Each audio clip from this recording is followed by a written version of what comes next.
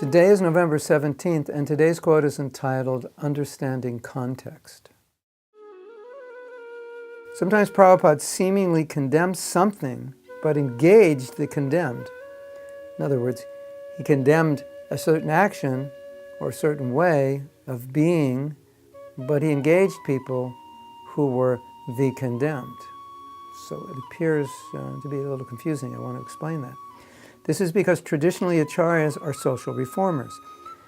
The Hare Krishna mantra is actually a Vedic mantra, and thus only the properly initiated are allowed to chant it, yet Mahaprabhu gave it to everyone. Properly initiated means Brahmins. Before Srila Bhaktisiddhanta, only those born in Brahmin families could be given the sacred thread. Manu Samhita forbids giving the sacred thread to mlecchas. We're mlecchas. Mleccha means outside Vedic culture. But this is what Prabhupada did. Also Srila Bhaktisiddhanta did. At the same time, he often quoted from the Manu Samhita, and one could quote Manu to point out what Prabhupada and Srila Bhaktisiddhanta did was wrong. And some did this.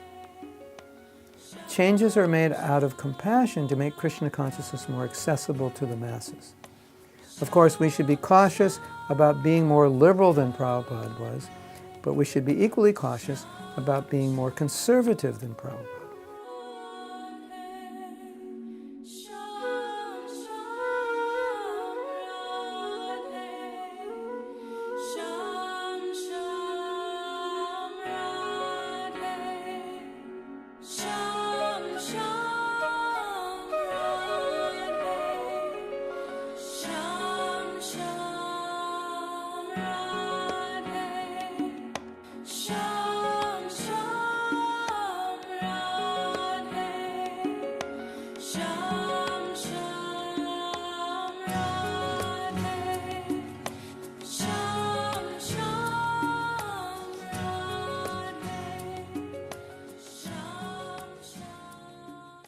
We have an interesting thing going on in trying to transport an ancient culture, transport it, import it into a different culture, a different context, and then understanding which principles are applicable in the current age. So we have this example. Up to the time of Srila Bhaktisiddhanta, the Maha Mantra was not given to people who weren't initiated as Brahmins, and you could only be an initiated Brahmin if you were born in a Brahmin family. So that means no one outside the Brahminical culture was given initiation.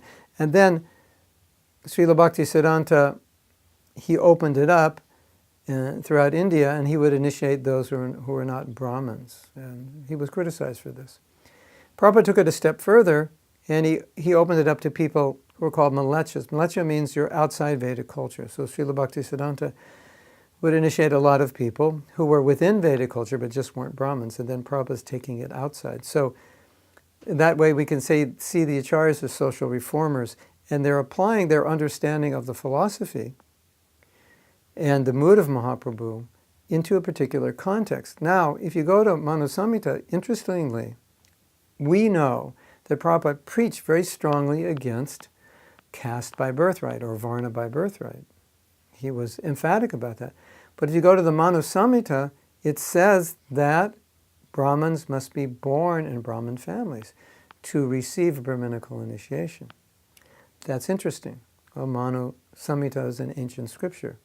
So that is not applied by Srila Prabhupada. Still, Srila Prabhupada quoted Manu Samhita in other ways. And so Prabhupada, you can say, approved the Manu Samhita. At the same time, he didn't always follow the Manu Samhita. So when we have an instruction of Prabhupada, I always find it important, if I can, to try to see or learn or talk to people that I can find out how did Prabhupada apply this instruction. Because sometimes the instructions of Shastra, they seem extremely conservative and not really applicable to the modern age. And so it's useful to understand, how did Prabhupada apply this principle? Did he actually apply it the way it was in Shastra? In this example, he didn't. He didn't follow Manu Samhita because that was not Mahaprabhu's mood. So it's contextual within the situation. So Prabhupada sometimes would say one thing, quoting Shastra, but then in a practical situation would seem to not be doing what he said, or at least the way we assumed it would be. Well, if Prabhupada says this, that's a Shastric injunction. Therefore, he would act in a certain way. But he didn't always act that way. So it's important to understand how Prabhupada would apply what he taught. And the last point I'm making here, which I think is very important, is that some of us have a tendency to be liberal, some of us have a tendency to be conservative. This is human nature. You see that in politics. It's just the way it is. And so that's also applied in Krishna consciousness. So for those who are conservative, the more conservative statements of Srila Prabhupada resonate with them. For those who are more liberal, the more liberal statements of Prabhupada, time, place, and circumstance, adjust and adapt. For those who are more conservative, more of the instructions of traditional varnashram, Manu Samhita, injunctions of Manu Samhita about the roles, the gender roles, the roles of varna and ashram and so forth. They want to follow it very strictly. So my understanding is that Prabhupada didn't want us to be more conservative than he was, neither he wanted us to be more liberal than he was. And so we have that job. And also to define what it means to be more conservative, because I may think you're being more conservative when you're not, or you may think I'm being more liberal when I'm actually not. But as a caution, we want to understand Prabhupada's liberal nature, we want to understand his conservative nature, we want to understand how he amalgamated them and balanced them and applied them. And we don't want to be more liberal than Prabhupada, and we don't want to be more conservative. Now, you may have heard this story. It's so interesting. Prabhupada wanted his sannyasis to travel, and sometimes he would say, every 3 days you move. Rolling stone gathers no moss. So you stay renounced. So he was preaching to one disciple that I don't want you to stay in one place more than 3 days. That disciple was a sannyasi. And then the next person Prabhupada preached to, right after preaching to this person, was another sannyasi who said, and Prabhupada said, I want you to stay here and never leave and manage here. Sannyasis don't normally manage, but this sannyasi was a good manager, and Prabhupada lacked good managers, so he wanted him to manage. So Prabhupada kind of contradicted his own instruction and what Shastra may say about the duties of a sannyasi in order to do what was practical in that situation. So it's good to understand these stories, and so we can understand how sometimes we need to be more flexible. We understand principles, and then we apply those principles in a way that the greatest number of people can be inspired to be Krishna conscious. So in different situations that I've been in different countries, I see there's different cultures. And in some countries, the cultures are very conservative, and liberal agendas wouldn't work. Some countries are very liberal, and they reject ultra-conservative agendas. They don't relate to it.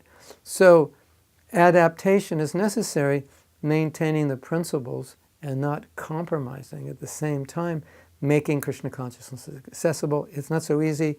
Not only requires intelligence, it requires sensitivity, and it requires a deep understanding of how Prabhupada applied Krishna consciousness. And therefore, I suggest to everyone, read as many books about Prabhupada's life as you can. See how he applies Krishna consciousness in every situation. And a lot of times, you'll be surprised. You may think because of what he's preaching, he would do it a certain way, and he does it differently.